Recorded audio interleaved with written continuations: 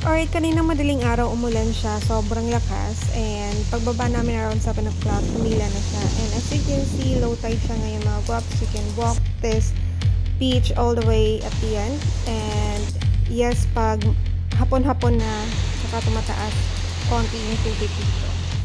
Move your feet! So, around mga 1 p.m. mainit na, so we are going up the hill. Yeah.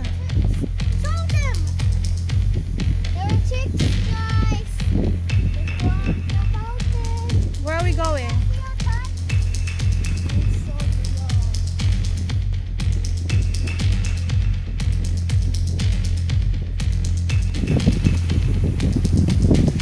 We're almost there, guys.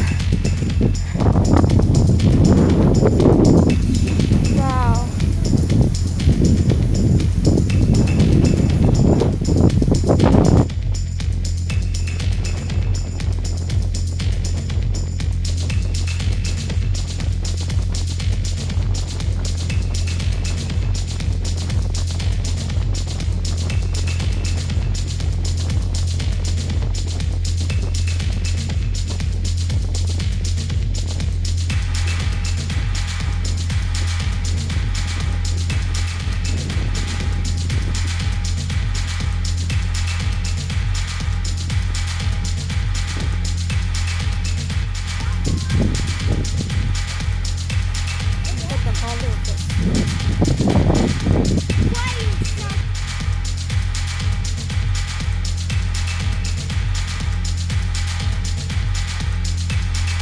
So, tapos na yung hiking namin. Pababa na kami na.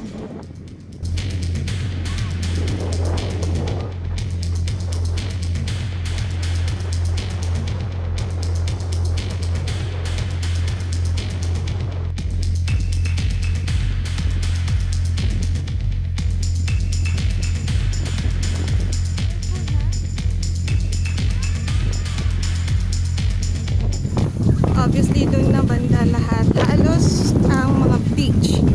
Oh my God. If you love hiking, well, this is good or perfect for you guys. So, ito na yung papunta sa hotel namin pabalik.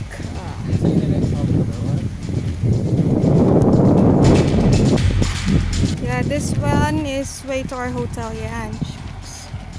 There's two ways. That way and this way. So, malubak po siya mga guwaps. So, sa gabi din, sobrang dilim. So, get ready your flashlight as well. And that is the truck that we saw.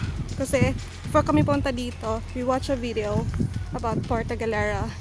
And then, about Sunny Beach. And ito yung nakita namin. Until now, nandito pa rin siya. It's magwo 1 year na ata. Andyan pa rin siya. And the road is not fixed yet. As you can see. So, ito, pwede ka rin dumaan dito. Papunta sa hotel ng Sunny Beach. And tapos ngayon papunta na tayo sa Talipanan Falls. Yeah, there's stores here. Oh, let the milk. Buy water. Come here. That's the Infinity Hotel. There.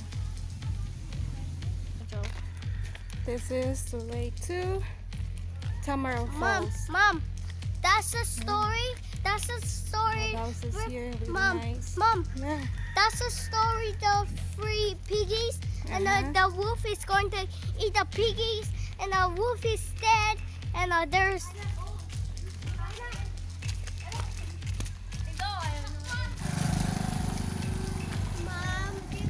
Alright, so this is the place where they make all their handicrafts and sell it to the tourists na bumibisita sa lugar. And since that sa pagpunta sa Talipanan Falls, libre lang talaga, walang bayad. In return, to help the community living here, well, please do buy the handicrafts that they're selling. Ito po yung store nila. Nakahilera po dyan lahat.